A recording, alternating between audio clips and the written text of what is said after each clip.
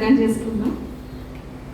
స్తుతులకు పాత్రుడా, స్తోత్రార్హుడా, మీ ఘనమైన అతి శ్రేష్టమైన అతి ఉన్నతమైన నామమునకు వందనములు, స్తుతులు, స్తోత్రములు తండ్రి.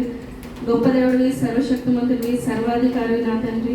ప్రభా, మరి మేము ఈ రీతిగా కూడుకుని తండ్రి ప్రభా మిమ్మల్ని స్తుతించే భాగ్యాన్ని మాకు ఇచ్చినందుకు మీకు వందనములు తండ్రి. ప్రభా, వాతావరణం సరిలేకపోయినా దేవా ప్రభా మీ కృపను బట్టి తండ్రి ప్రభా మేమందరం ఇలా చేరి కూడుకొని దేవా తండ్రి ప్రభా మీ శిల్వ ధ్యానం తండ్రి ప్రభా మరి జరిగించడానికి మీరు ఇచ్చిన కృపను బట్టి వందనములు, స్తుతులు, స్తోత్రములు తండ్రి. చేరవచ్చిన ప్రతి ఒక్కరిని దీవించండి తండ్రి ప్రభా. మరి వాక్యం నేను పంచుకుంటుండగా దేవా తండ్రి నా నోటికి మీరు బోరుగా ఉండండి తండ్రి.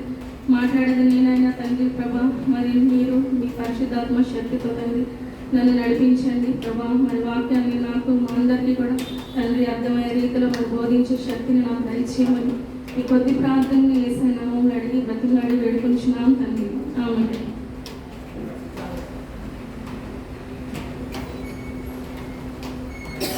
చదవబడిన లేఖనములను బట్టి మరి మార్కు సువార్త 13వ అధ్యాయము 9 నుంచి 13వ వచనములు మనం చదువుకున్నాం కదా.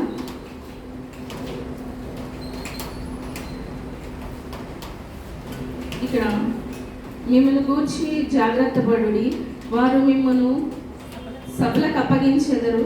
ఒకసారి చదవండి 9 నుంచి 13 వరకు. మిమ్మల్ని గూర్చి మీరే జాగ్రత్త పడుడి, వారు మిమ్మల్ని సభలకు అప్పగించెదరు, మిమ్మల్ని సమాజ మందిరములలో కొట్టించెదరు.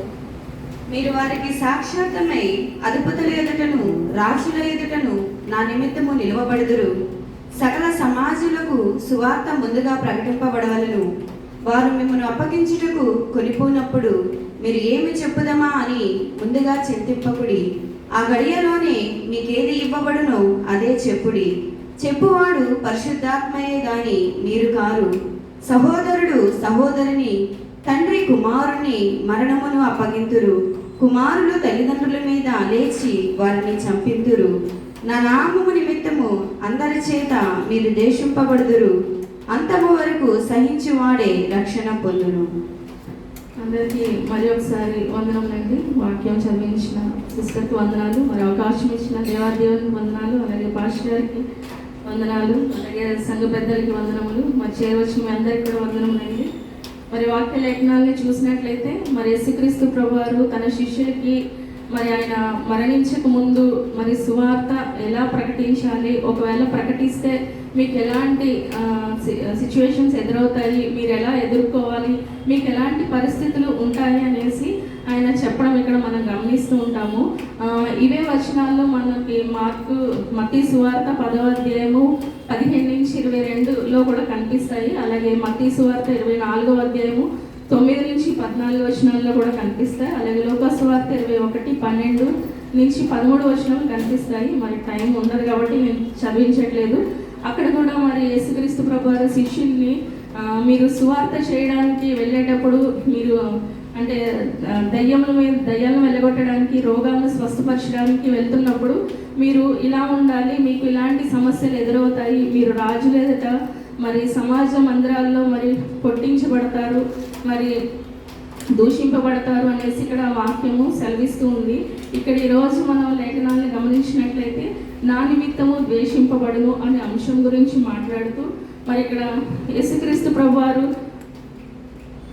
చెప్తూ ఉన్నారు కదా, మిమ్మల్ని గూర్చి మీరే జాగ్రత్త పడి, వీరు మిమ్మల్ని సభలకు అప్పగించెదరు, మిమ్మల్ని సమాజ మందిరంలో కొట్టించెదరు, మీరు వారికి సాక్షార్థమై అధిపతుల ఎదుటను రాజుల ఎదుటను నా నిమిత్తము నిలువబడెదరు. ఇది అంటే శిష్యులు మరి యేసుక్రీస్తు ప్రభువారు ఏమి బోధ చేసినా కూడా మరి తర్వాత అంటే ఒంటరిగా ఉన్నప్పుడు వాళ్ళకి ఏదైనా డౌట్స్ ఉంటే అక్కడ క్లారిఫై చేసుకుంటూ ఉంటారు. శిష్యులు అడుగుతారు అనమాట, ఇవి ఎప్పుడు జరుగుతాయి, ఇవి యుగాంతమందు ఈ రాకడికి సూచనలు ఏమిటి అని అడిగినప్పుడు యేసుక్రీస్తు ప్రభువారు మరి వాళ్ళతో మాట్లాడుతున్నట్లు మనకి కనిపిస్తూ ఉంటుంది. అంటే యుగాంతము అంటే అంత్య దినాలు అనగానే ఇప్పుడు మనం ప్రజెంట్ చూస్తున్న సిచ్యువేషన్స్ని అనుకుంటాము. కానీ అంత్య దినాలు అనేది మరి యేసుక్రీస్తు ప్రభువారి టైం నుంచి కూడా అంత్య దినాలుగానే వాళ్ళు పిలుస్తూ ఉన్నారు. మనం లేఖనాల్లో చూసినట్లయితే హెబ్రీ పత్రిక 1వ అధ్యాయము 1 నుంచి 2 వచనాల్లో మనం చూసినట్లయితే ఉంటారు కదా, పూర్వకాలంలో నానా విధములుగా ప్రవక్త ద్వారా మాట్లాడిన దేవుడు ఈ దినముల అంతమందు మరి కుమారునితో మనతో మాట్లాడాను. అంటే దినముల అంతమంది అంటే అప్పటికేమీ అంతం అయిపోలేదు కదా, కాకపోతే ఆ దినాలని వారు అంత్యకాల దినాలుగా వాళ్ళు పరిగణించారు. అలాగే యోహాను రాసిన మొదటి పత్రిక 2:18 కూడా చిన్నపిల్లలారా ఇది కడవరి గడియ, క్రీస్తు విరోధి మరి వచ్చును అనేసి ఉంది కదా. మరి అది కూడా కడవరి గడియ అంటే క్రీస్తు విరోధి కడవరి గడియలో కడవరి గడియ క్రీస్తు విరోధి వచ్చినప్పుడు కడవరి గడియ కింద మీరు గుర్తు చేసుకోవాలి అనేసి మరి వాక్యం మరి సెలవిస్తుంది. అలాగే అపోస్తులు అందరూ కూడా మరి వాళ్ళు జీవించినటువంటి కాలాన్ని కూడా అంత్య దినాలుగానే చూస్తున్నారు. ఎందుకు అంటే మరి ఇశ్రాయేలీలు వాళ్ళ కొరింథీ పత్రికలో ఉంటుంది కదా, ఇశ్రాయేలీలు మరి సనిగి దేవుని సనిగి వాళ్ళు సంహారకుని చేతిలో చనిపోయినట్లు చూస్తాము. ఈ దృష్టాంతములు సంభవించినకి యుగాంతమందున్న మనకి మేలు కలిగటిగా జరిగిననేసి మనం లేఖనాల్లో చూస్తూ ఉంటాం. అంటే అంత్య దినాల్లో అంటే యేసుక్రీస్తు ప్రభువారి దగ్గర నుంచి మరి ఇప్పటి వరకు కూడా మరి అంత్య దినాలుగానే మనం పరిణమించాలి. మరి యేసుక్రీస్తు ప్రభువారు చెప్పిన మరి ఈ మాటలు మరి శిష్యుల జీవితాల్లో మరి నెరవేరినట్లు మనకి కనిపిస్తూ ఉంటాయి. మనం ఒకసారి చూసినట్లయితే అపోస్తుల కార్యాల్లో చూసినట్లయితే అంటే యేసుక్రీస్తు ప్రభువారు పునరుద్ధానం అయిన తర్వాత వాళ్ళకి చెప్తారు, పరిశుద్ధాత్మ శక్తిని పొందుకున్న తర్వాతనే మరి మీరు సువార్తకి వెళ్ళవలసి ఉంటుంది అనేసి చెప్పినప్పుడు యేసుక్రీస్తు ప్రభువాన్ని సిలువ వేసే టైంలో శిష్యులు ఎవరు కూడా దగ్గర లేరు. ఎందుకు అంటే వాళ్ళు చాలా పిరికి వాళ్ళగా కనిపిస్తూ ఉంటారు. యేసుక్రీస్తు ప్రభువాన్ని సిలువ వేస్తున్నప్పుడు మరి ప్రియ శిష్యుడైన యోహాను, ఇంకా మరియా గారు, ఇంకా కొంతమంది స్త్రీలు ఉన్నట్లు మనకి కనిపిస్తుంది. శిష్యులు ఎవరు కూడా మరి లేరు. సిలువ వేస్తున్న టైంలో మరి వాళ్ళు భయపడిపోయి పారిపోయినట్లు కనిపిస్తుంది. మళ్ళీ తర్వాత మరి యేసుక్రీస్తు ప్రభువారు పునరుద్ధానమై తిరిగి లేచిన తర్వాత కూడా శిష్యులందరూ మళ్ళీ దేవుడు చెప్పాడు కదా, మీరు అంటే ఇలా సువార్త చేయాలి, ఇలా చేయాలి, అక్కడ చేయాలి అంటే యేసు ప్రభువారితోనే వెంట ఉన్నారు, ఆయన్ని గమనిస్తున్నారు. ఆయన ఉన్నంత వరకు ఆయనతో వెళ్ళారు, ఆయన పని చేశారు. మళ్ళీ యేసుక్రీస్తు ప్రభువారు చనిపోయాక మళ్ళీ ఎవరి పనుల్లో వాళ్ళు బిజీ అయిపోయారు. పేతురు గారు చేపలు పట్టుకోవడానికి, వీళ్ళందరూ జాలర్లు కాబట్టి చేపలు పట్టుకోవడంలోనే బిజీ అయిపోయారు. తర్వాత యేసుక్రీస్తు ప్రభువారు పునరుద్ధానమైన తర్వాత మరి శిష్యులకి కనిపించినప్పుడు మరి మీరు పరిశుద్ధాత్మ శక్తిని పొందుకున్న తర్వాత మరి సువార్త ప్రకటిస్తారు అనేసి కూడా ఇక్కడ వాక్యం లేఖనం సెలవిస్తుంది. అపోస్తుల కార్యాల్లో మరి ఇక్కడ సంభవించినటువంటి మనం చదివిన లేఖనాలన్నీ కూడా మరి అపోస్తుల జీవితాల్లో, అపోస్తుల కార్యాల్లో జరిగినట్లు మనం చూస్తూ ఉంటాము. మనం అంటే వీళ్ళు పరిశుద్ధాత్మ శక్తిని పొందుకున్న తర్వాత అపోస్తుల కార్యంలో 2వ అధ్యాయంలో మేడగదిలో ప్రార్థన చేస్తున్నప్పుడు మరి పరిశుద్ధాత్మ శక్తిని పొందుకున్న తర్వాత మరి వీళ్ళు ప్రవచించినట్లు మనకు కనిపిస్తుంటుంది. మనం చదివిన లేఖన భాగాలలో 9, 10, 11 వచనాలు మనం గమనించినట్లయితే మరి అపోస్తుల కార్యాల్లో పేతురు, యోహాను గారు 3వ అధ్యాయంలో ఒక కదలకుండా కుంటి అక్కడ భిక్షం అడగడానికి అంటే పుట్టినని మొదలుకొని కుంటివాడు ఆయన మరి ఒక అతన్ని వాళ్ళు బాగు చేసినందుకు మరి వాళ్ళని పేతుని యోహాన్ని పట్టుకుని ఏ నామం నిమిత్తము మీరు ఎలా చేశారు, ఏం చేశారని వాళ్ళని అధికారులు ఎదుట సమాజ మందిరంలో నిలబెట్టినట్లు మనకి కనిపిస్తుంది. ఒకసారి అపోస్తుల కార్యములు 4వ అధ్యాయము 1 నుంచి 5 వచనాలు చదివితే, పగలు 3 గంటలకు ప్రార్థనా కాలంలో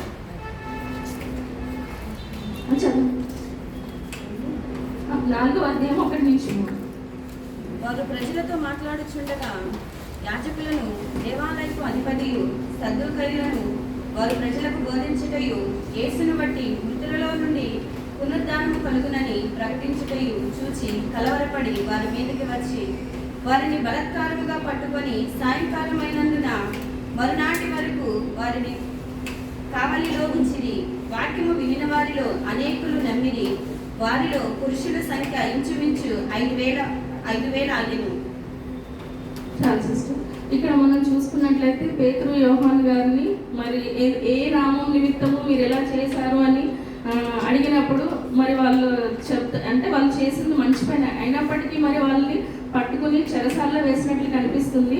మరి ఇక్కడ నెక్స్ట్ డే కూడా మరి పెద్దలను, శాస్త్రులను యెరూషలేములో కూడుకొని మళ్ళీ అప్పుడు కూడా అడుగుతున్నారు. ప్రధాన యాజకుడు అన్నయ్య, కైపేయు, యోహానును, అలెగ్జాండరును వీళ్ళందరూ కూడా మళ్ళీ అక్కడ డిస్కషన్ దేన్ని బట్టి చేశారు, ఎందుకు చేశారని అడుగుతున్నప్పుడు మరి యేసుక్రీస్తు ప్రభువారు ఇక్కడ చెప్పారు కదా, మిమ్మల్ని ఎవరైనా సమాజ మందిరంలోకి తీసుకెళ్ళినా రాజులు ఎదుట నిలవబెట్టినా మీరు ఏం మాట్లాడాలో భయపడకండి, మరి పరిశుద్ధాత్మ శక్తి మీకు అనుగ్రహింపబడుతుంది, మాట్లాడేది మీరు కాదు కానీ పరిశుద్ధాత్మయే అని ఇక్కడ చెప్పినట్లు మరి వాళ్ళు పరిశుద్ధాత్మ శక్తిని పొందుకొని మరి ఇక్కడ పేతురు గారు మరి మాట్లాడుతూ ఉన్నట్లు మనకు కనిపిస్తుంది. అంటే పేతురు గారు యోహానుల మాటలు విని వాళ్ళందరూ కూడా ఆశ్చర్యపడతారు, వీళ్ళు ఏంటి విద్య లేని పామర్లు కదా, మరి వీళ్ళకి ఇంత జ్ఞానం ఎక్కడిది అని వాళ్ళు ఆశ్చర్యపడతారు. మరి వాళ్ళకి అంత శక్తి ఎక్కడి నుంచి వచ్చింది? పరిశుద్ధాత్మ ద్వారానే. వాళ్ళు పిరికి వాళ్ళుగా ఉండేవారు. యేసుక్రీస్తు ప్రభువారు మరి దయ్యాలను వెళ్ళగొట్టమన్నప్పుడు ఒకసారి వెళ్ళినప్పుడు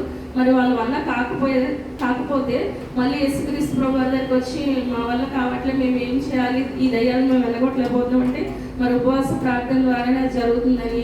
ఇంకా మరి యేసుక్రీస్తు ప్రభువారు సిలువ వేస్తున్నప్పుడు కూడా మరి వాళ్ళు అక్కడ కనిపించకుండా మరి పారిపోయినట్లు మనకు కనిపిస్తుంది. కాకపోతే మరి పరిశుద్ధాత్మ శక్తిని పొందుకున్నప్పుడు మరి వీళ్ళు ఎంత శక్తివంతంగా మరి సువార్తను ప్రకటించారో మరి అర్థమవుతూ ఉంటుంది. మరి అలాగే పేతురు యోహాను గారిని కూడా వాళ్ళని కొట్టి చెరసాల్లో పెట్టి తర్వాత విడుదల చేసి మళ్ళీ ఈ నామంలో మీరు ప్రవచించకూడదు అన్నప్పుడు వాళ్ళు ఏమంటారంటే, దేవునికి ఇష్టమైనది ఏంటి, మీ మాట వినడమా దేవుని మాట వినడమా అనేసి మనకి ఈ అధ్యాయంలో కనిపిస్తుంది. అంటే పరిశుద్ధాత్మ శక్తి ద్వారా మరి వాళ్ళ కార్యాలు జరిగించినట్లు మనకి కనిపిస్తూ ఉంటుంది. అంటే పరిశుద్ధాత్మ శక్తి పొందుకుంటే అంత గొప్పగా కార్యాలు జరుగుతాయి అంటే మరి పరిశుద్ధాత్మకి అంత శక్తి ఉన్నట్లు మనకు కనిపిస్తుంది. ఒకసారి పరిశుద్ధాత్మకున్న మరి క్వాలిటీస్ అంటే శక్తి, పరిశుద్ధాత్మ యొక్క శక్తి ఎలాంటిదో, దేవుని ఆత్మ యొక్క శక్తి ఎలాంటిదో మనం చూసినట్లయితే యెషయా గ్రంథము 11వ అధ్యాయం 2వ వచనం చూసినట్లయితే యెషయా గ్రంథము 11:2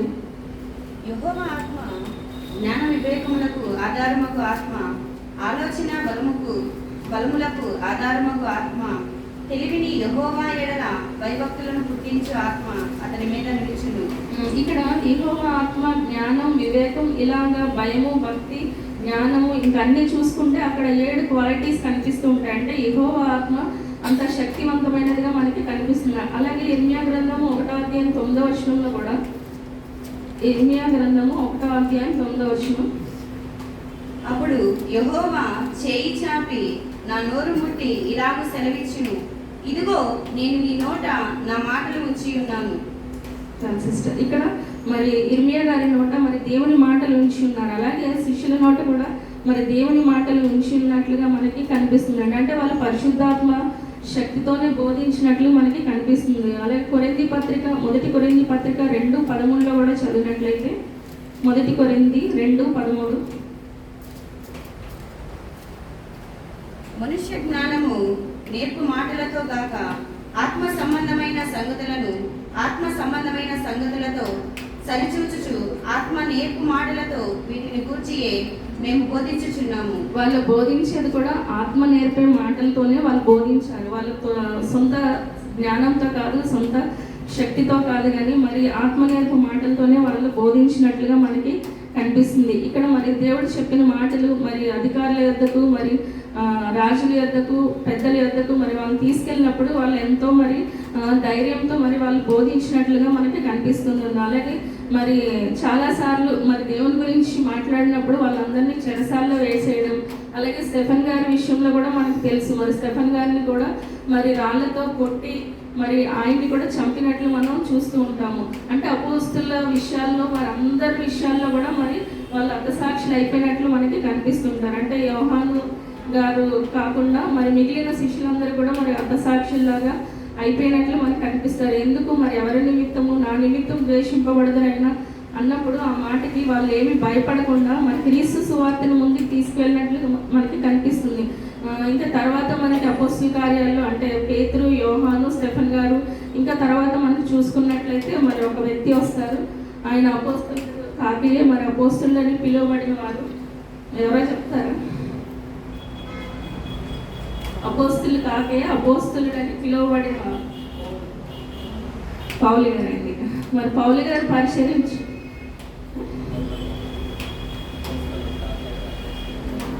అంటే శిష్యుల్లో పౌలు గారు ఏమి మరి యేసు ప్రభు వారి శిష్యుడు కాదు.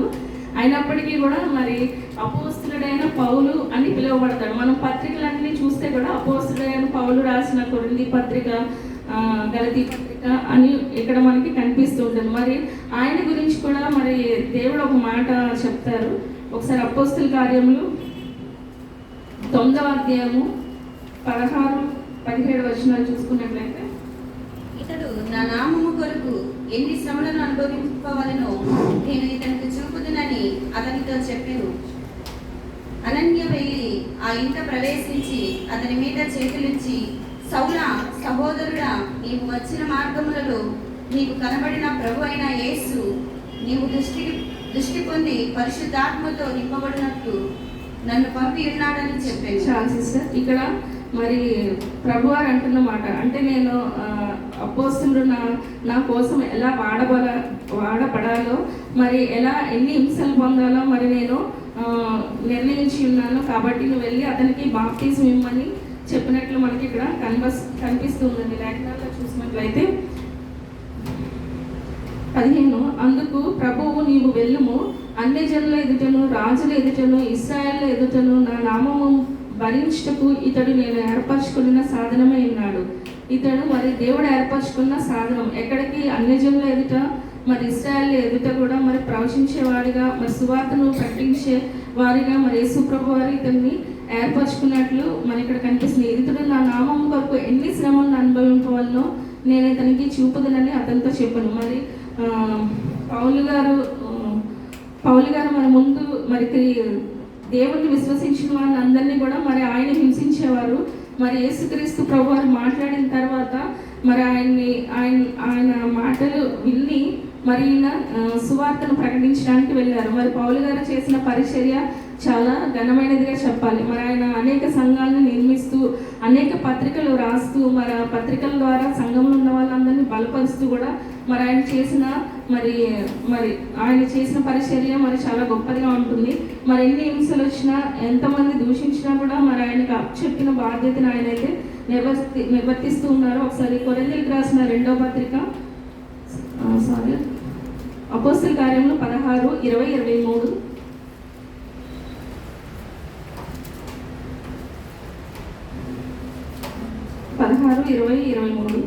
అంతటా న్యాయాధిపతుల యొద్దకు వారిని తీసుకొని వచ్చి, ఈ మనుష్యులు యూదులే ఉండిరి, రోమీయులైన మనం అంగీకరించుటకైనను చేయుటకైనను కూడిన ఆచారములు ప్రచురించుచు మన పట్టణములు గలిబిలి చేయుచున్నారని చెప్పింది.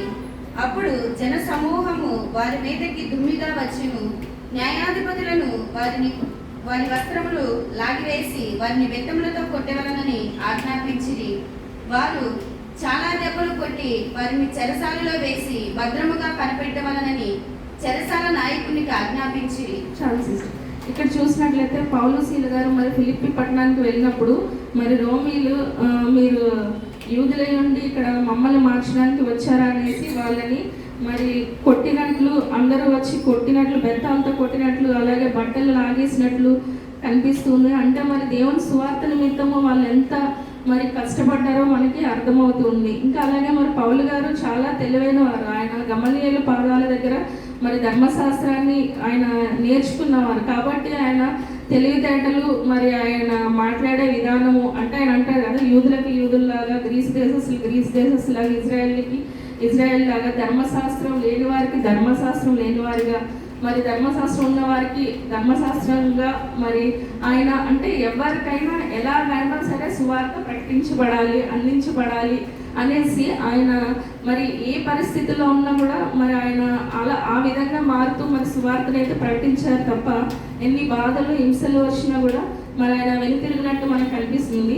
ఒకసారి అపోస్తలుల కార్యములు 17వ అధ్యాయము 16 వచనం చదివినట్లయితే, పౌలు ఏథెన్సుల వారి కొరకు కనిపెట్టుకొని ఉండగా ఆ పట్టణము విగ్రహములతో నిండి ఉండుట చూచినందున అతని ఆత్మ పరితాపము పట్టలేకపోయేను.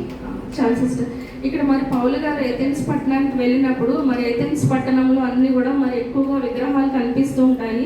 వాళ్ళ విగ్రహాలను చూసి మరి పౌలు గారు ఆత్మ పరితాపం పట్టలేకపోయిందంట. మనకి చాలా భారతదేశంలో చాలా విగ్రహాలు కనిపిస్తూ ఉంటాయి, మనకి అలాంటివి అనిపించట్లేదు. ఎందుకు అంటే శిష్యులు మరి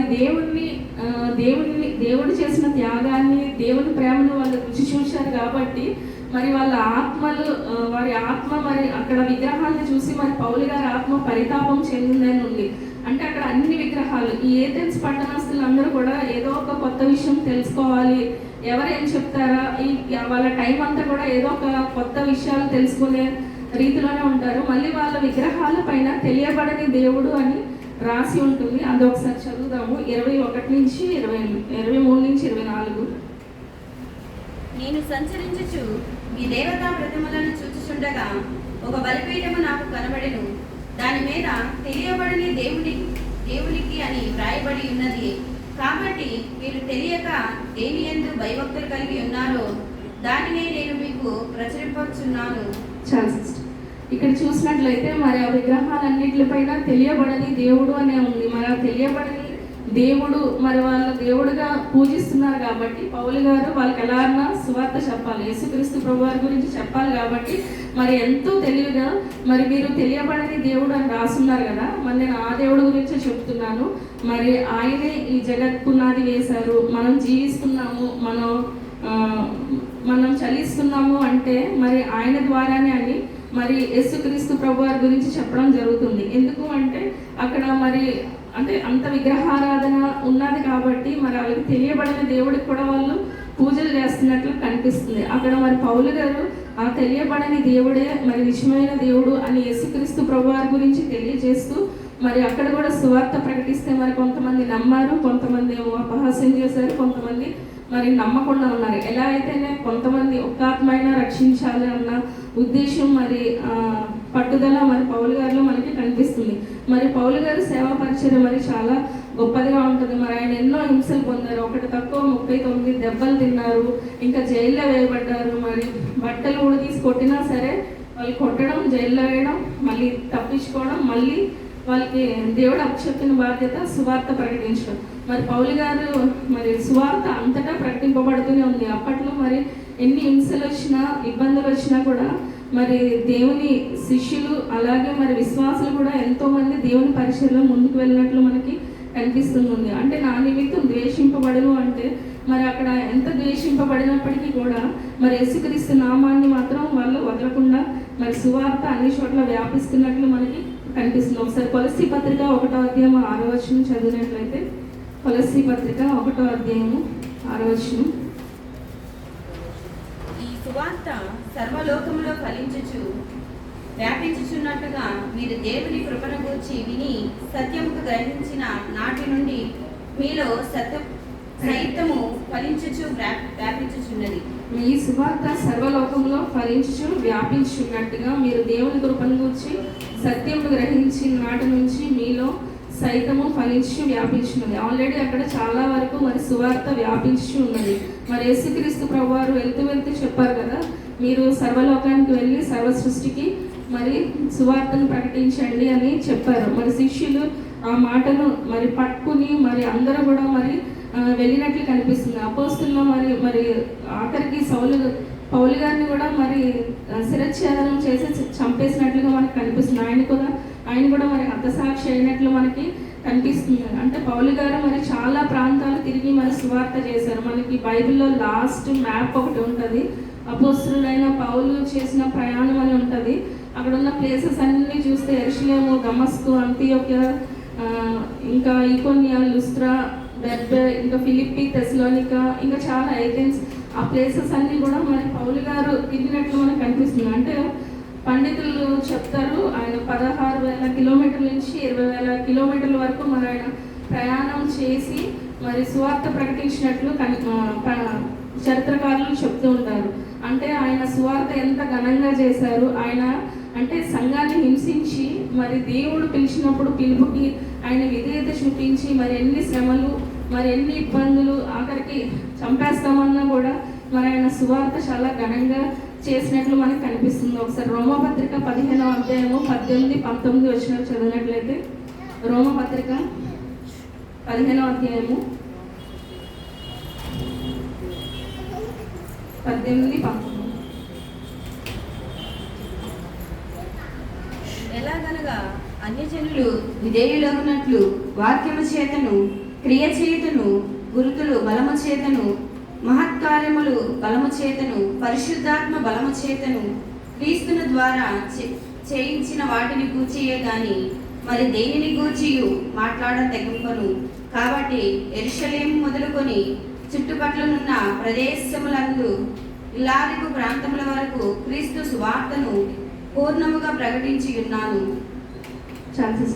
ఇక్కడ మరి వాక్యం చేతను, క్రియ చేతను, గురుతుల బలం చేతను, మహత్కార్యముల బలం చేతను, పరిశుద్ధాత్మ బలం చేతను, క్రీస్తు నా ద్వారా చేయించిన వాటిని గూర్చియే కానీ మరి దేనిని గూర్చి మాట్లాడ తెగింపను. మరి ఆయన ఎంత చక్కగా చెప్తున్నారు. మరి వాక్యాన్ని పట్టుకుని ఆయన మరి క్రియ అక్కడ చూపించారు. మరి గురుతులు అంటే మరి ఆయనకి మరి ఎన్నో దెబ్బలు, గాయాలు కూడా మరి తగిలినట్లు మనకు కనిపిస్తుంది. బలము చేత మహత్కార్యములు మరి ఆయన కర్చీఫ్ అంటే చేతి గుడ్డలు ముట్టితేనే మరి రోగులు స్వస్థత పడినట్లు మనకి వాక్యాల్లో కనిపిస్తుంది. ఇంకా పరిశుద్ధాత్మ బలం చేత క్రీస్తు నా ద్వారా చేయించిన వాటిని గూర్చే కానీ మరి దేనిని గూర్చి మాట్లాడ తెగింపను. ఏది చేసినా కూడా మరి క్రీస్తు నా ద్వారా చేయించారు తప్ప నా గొప్పతనం ఏమీ కాదన్నట్లు ఇక్కడ మనకి అర్థమవుతుంది. కాబట్టి యెరూషలేము మొదలుకొని చుట్టుపక్కల ఉన్న ప్రదేశం నందు ఇల్లూరి ప్రాంతం వరకు క్రీస్తు సువార్తను పూర్ణంగా ప్రకటించుచున్నాను.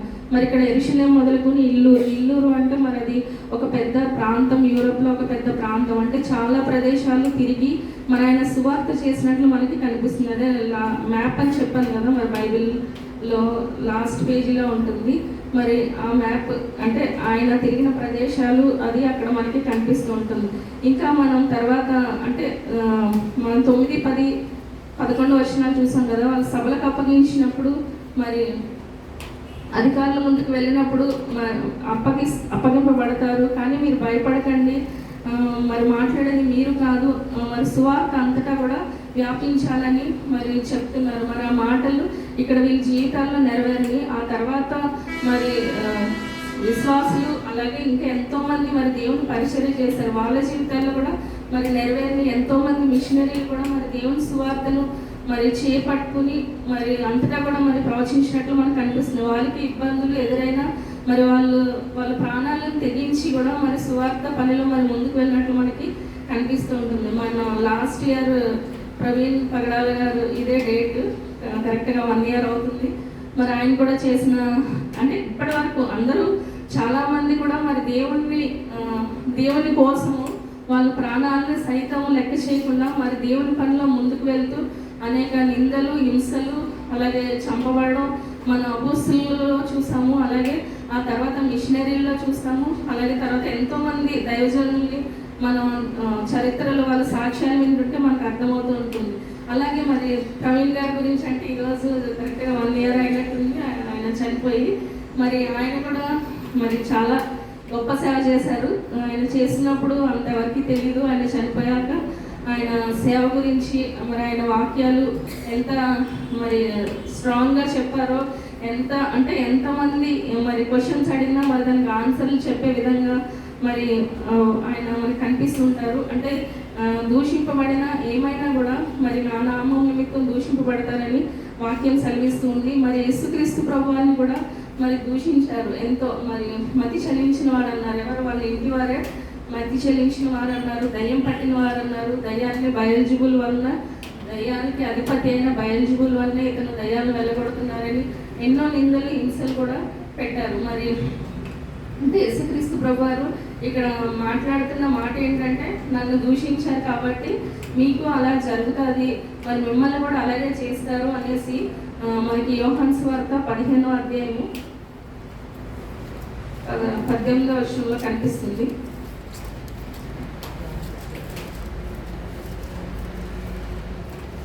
యోహాను సువార్త. లోకము మిమ్మల్ని ద్వేషించిన ఎడల మీకంటే ముందుగా నన్ను ద్వేషించినని మీరు ఎరుగుదురు. ఇక్కడ లోకం నన్ను ద్వేషించింది, మరి మిమ్మల్ని కూడా అలాగే ద్వేషిస్తుందని ఇక్కడ వాక్యము సెలవిస్తూ ఉంటుంది. మరి వీళ్ళందరూ కూడా మరి 9 మార్కు సువార్త 12, 13 వచనాలు ఒకసారి చదివించేసి.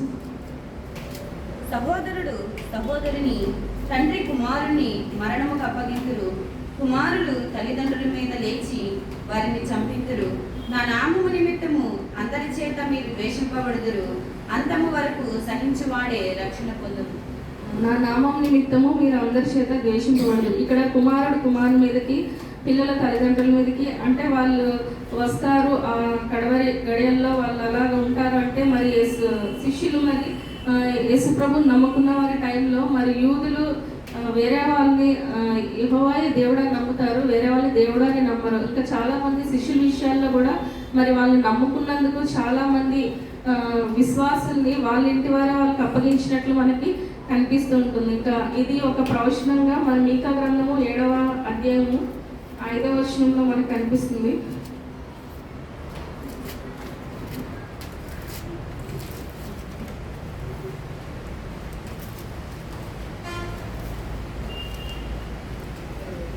మీకా గ్రంథము 7:5 స్నేహితుని యందు నమ్మకరించవద్దు, ముఖ్య స్నేహితుని నమ్ముకొనవద్దు. నీ కౌగిటిలో పండుకొని ఉన్న దాని ఎదుట నీ పెదవుల ద్వారమునకు కాపు పెట్టుము. ఇక్కడ మనకి ఇంకా చదవాలి. కుమారుడు తండ్రిని నిర్లక్ష్య పెట్టుచున్నాడు, కుమార్తె తల్లి మీదకి, కోడలు అత్త మీదకి లేచెదురు, ఎవరి ఇంటి వారు వారికే విరోధులవుతురు. ఇక్కడ మరి చూసినట్లయితే మరి మీకా గారు ఆల్రెడీ ముందే ఇది ప్రవచనం చెప్పారు. మరి యేసుక్రీస్తు ప్రభువారు కూడా మరి చెప్తున్నారు, కుమారుడు తల్లిదండ్రుల మీదకి, అలాగే తల్లిదండ్రులు కుమారుల మీదకి, మరి ఎవరి ఇంటి వారు వాళ్ళకే శత్రువులు అవుతారని. మరి ఆ రోజుల్లో దేవుని నమ్ముకున్నందుకు మరి విశ్వాసుల్ని మరి యూదులు వాళ్ళకి అప్పగించినట్లు, రోమ ప్రభుత్వానికి అప్పగించినట్లు మనం చూస్తాము. మరి తర్వాత కాలాల్లో కూడా యేసు ప్రభువారిని నమ్మినందుకు మరి చాలామంది వాళ్ళ ఇంటి వాళ్ళే వాళ్ళు వెలివేసినట్లు కనిపిస్తూ ఉంటుంది. అలాగే హైందవులు కూడా మరి నమ్ముకున్నందుకు మరి వాళ్ళని కూడా వెలివేసినట్లు మనకి కనిపిస్తూ ఉంటుంది. అంటే వాళ్ళ ఇంటి వారే వాళ్ళకి శత్రువులు అవుతారని. ఇది దేవుని సువార్త గురించే కాకుండా మరి అంత్యకాలంలో మరి తల్లిదండ్రులు పిల్లల్ని చంపేయడం, పిల్లలు తల్లిదండ్రులు చంపేయడం మనం న్యూస్లో చూస్తూనే ఉంటున్నాము. మరి భార్య భర్తను చంపేయడం, భర్త భార్యను చంపేయడం, అంటే అక్రమము విస్తరించడం వల్ల ప్రేమ చల్లారిపోతుందని వాక్యం కూడా ఉంది కదా. మరి ప్రజెంట్ అలాంటి డేస్లోనే ఉన్నాము. మరి ఆ రోజుల్లో మరి అలా వాళ్ళు చేశారు. మరి ఇప్పుడు కూడా మరి దేవుని నమ్ముకున్నందుకు మరి చాలా నిందలు, అవమానాలు మరి కనిపిస్తుంటాయి. మన నార్త్ ఇండియాలో కూడా మరి దేవుని సువార్త అంత ఈజీగా ఇలాగా చర్చిలో కనిపిస్తూ బైబిల్ పట్టుకుని కూడా అంత చెప్పాక అంత అక్కడ అవకాశం ఉండదు. వాళ్ళు ఏదైనా ఏం చేసినా మరి పర్మిషన్ తీసుకుని అయితే చేయాలి. మరి కొన్ని చోట్ల అలాంటి అవకాశాలు కూడా ఉండవు అన్నమాట. అంటే దేవుని సువార్తని ప్రకటించడానికి మరి ఎన్నో ఆటంకాలు, అడ్డంకులు ఉన్నాయి. అలాగే మరి లాస్ట్ వచ్చిన చదువుతున్నట్టయితే ఒకసారి చదవండి సిస్టర్. 13 మార్కు సువార్త. నా నామము నిమిత్తము అందరి చేత మీరు ద్వేషింపబడదురు, అంతము వరకు సహించువాడే రక్షణ పొందును. మరి వాళ్ళు అంతవరకు సహించాలి, మరి ఓర్మి కలిగి ఉండాలనేసి మరి వాక్యం చదివిస్తుంది. మరి శిష్యులు కూడా మరి వాళ్ళకి ఎన్ని శ్రమలు, ఆటంకాలు వచ్చినా కూడా మరి అంతవరకు వాళ్ళు సహించినట్లు మనకి కనిపిస్తుంది. పౌలు గారు అంటారు కదా, క్రీస్తు ప్రేమ మమ్మల్ని బలవంతం చేసినదని. మరి ఆ ప్రేమను బట్టే వాళ్ళు ఎన్ని హింసలు మరి అవమానాలు పొందినా మరి వాళ్ళు ఆఖరికి రక్షణ కోసము వాళ్ళు మరి ఎదురు చూసినట్లు మనకు కనిపిస్తుంది. మత్తయి సువార్త 5వ అధ్యాయం 11వ వచనంలో, మత్తయి సువార్త 5వ అధ్యాయం 11వ వచనం. నా నిమిత్తము జనులు మిమ్మల్ని నిందించి హింసించి మా మీద అబద్ధముగా చెడ్డ మాటలెల్లా పలుకున్నప్పుడు మీరు ధన్యులు.